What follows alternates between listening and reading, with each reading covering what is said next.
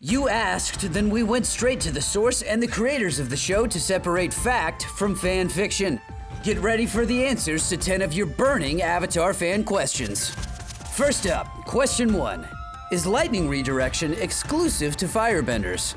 Some fans have speculated that anyone, including non-benders, can do it, as the process is described by Iroh as simply moving chi through the body. Can you feel your own chi flowing in, down, up, and out? I think so. Come on, you've got to feel the flow. The voice of Korra and host of the Braving the Elements podcast, Janet Varney, asked the creators directly. Non-firebenders who might attempt lightning redirection will be in for quite a literal shock when they find out it's impossible for them to perform this technique. Lightning is very dangerous. So yes, lightning redirection is an exclusive ability. Question 2.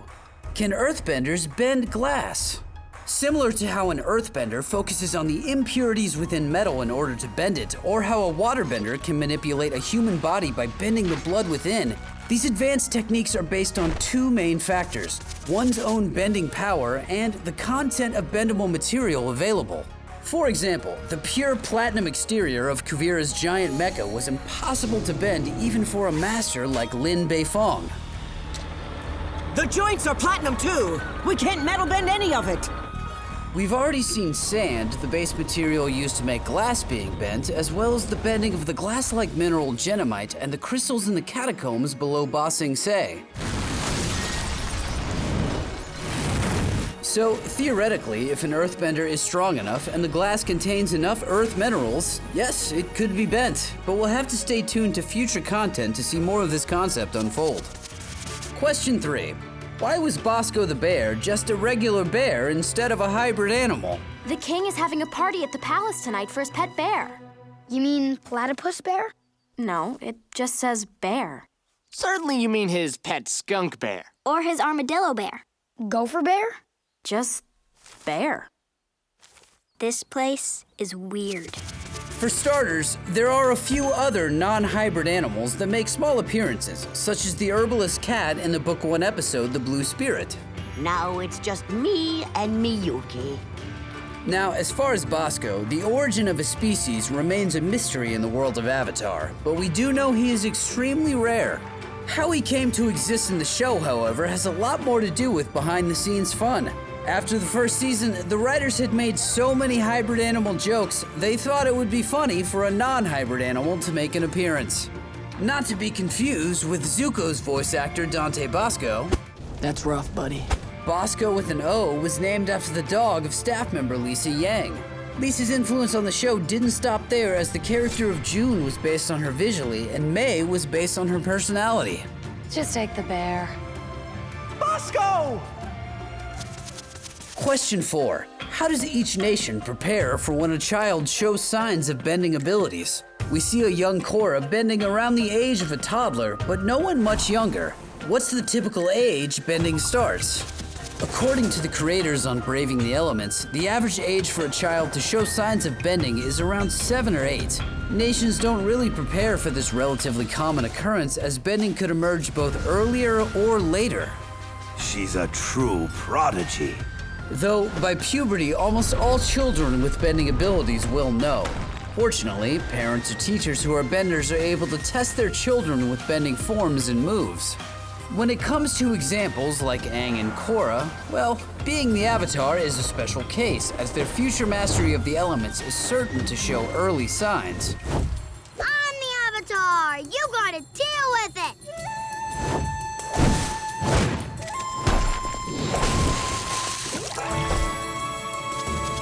Question 5. Why is Azula's fire blue? Simply put, Azula is extremely powerful, so her flames burn much hotter than typical. Together, you and I will be the strongest couple in the entire world. We will dominate the Earth! Scientifically, blue fire is measured at temperatures around twice that of a normal flame, so it's probably best to just steer clear of this dangerous firebender. I gotta go. Question 6. Firebenders have Sozin's comet, Waterbenders have the full moon, but what about the other two types of benders? Do Earthbenders and Airbenders receive any kind of power boosts from natural phenomena? You're not the only one who draws power from the moon. According to the creators on Braving the Elements, their goal was to always avoid typical magic power tropes and to keep bending rooted in science. In fact, they wrote a whole chapter dedicated to the effects of different natural phenomena on bending into the series Bible. So the answer is yes. The creators cite the example in The Storm when we see Aang and Appa knocked around by powerful winds after running away from the air temple.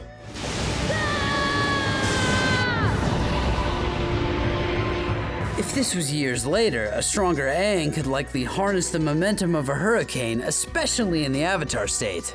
Likewise, a Master Earthbender should be able to use the energy from a real earthquake or landslide, but we'll just have to stay tuned to find out how these ideas could unfold in the future.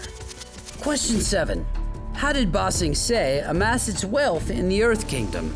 The green crystals from the catacombs beneath the city create a natural light source and just so happen to be unique to the region of Ba Sing Se. Similar to the real-world Silk Road that linked to China to the west, Ba Sing Se gained massive wealth and influence through their exports of this beautiful and very desired crystal. You might have noticed in the show, they actually emit a fire-like green glow and act like light bulbs you don't need to plug in. You can't always see the light at the end of the tunnel, but if you just keep moving, you will come to a better place. Question 8. In another moment from The Storm, how do the physics work when we see Aang save Team Avatar after plummeting into the water and creating some kind of giant air bubble?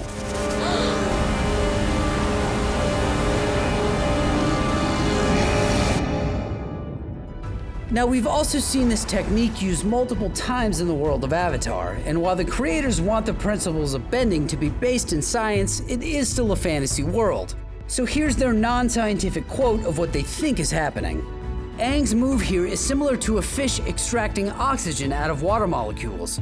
He uses his air bending and water bending in the Avatar state to then condense a large amount of breathable air around him and his friends.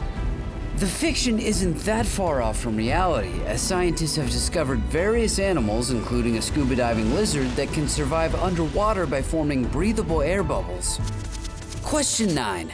How did Aang and Appa survive those 100 years in the iceberg? Were they frozen in some kind of suspended animation? For this answer, we have to again turn to our favorite creators. Brian and Mike have confirmed that Aang and Appa are not actually frozen. Their survival, in fact, came from a powerful burst of Rava's spirit energy that protected the Avatar and his companion within the iceberg for 100 years without aging them a day. He's alive! We have to help! Katara! Get back here! We don't know what that thing is! When Katara breaks the iceberg, the Rava energy escapes, shooting into the sky, creating that huge beam of light that Zuko sees. Helmsman, head a course for the light. You might also notice that Aang and Appa don't thaw out in the scene. They just land in the bottom of the iceberg, completely dry and back to their normal eating, sleeping, and aging selves. I need to ask you something. What? Please, come closer. What is it? Will you go penguin sledding with me? Sure. Question 10. After the events of Avatar: The Last Airbender, and during the course of the Legend of Korra, how did specialized bending techniques like metal bending become so prevalent? There always seems to be a revolutionary new skill presented to each new Avatar generation, like energy bending, spirit bending, or metal bending. Try to focus on the fine pieces of earth within the metal.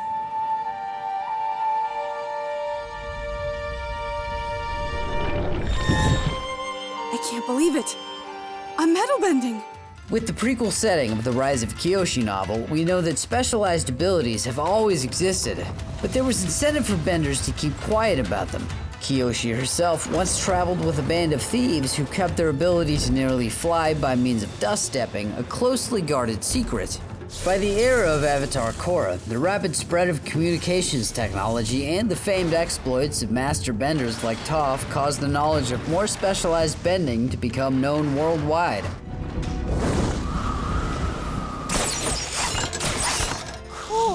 metalbenders. Toph's Metalbending Academy and future role as chief of Republic City Police was likely the biggest contributor to the rise of metalbending, as we can well see on display in the city of Zaofu. That statue honors the first metalbender, Toph Beifong, who expanded the possibilities of what benders were capable of. Here, everyone is encouraged to reach his or her highest potential.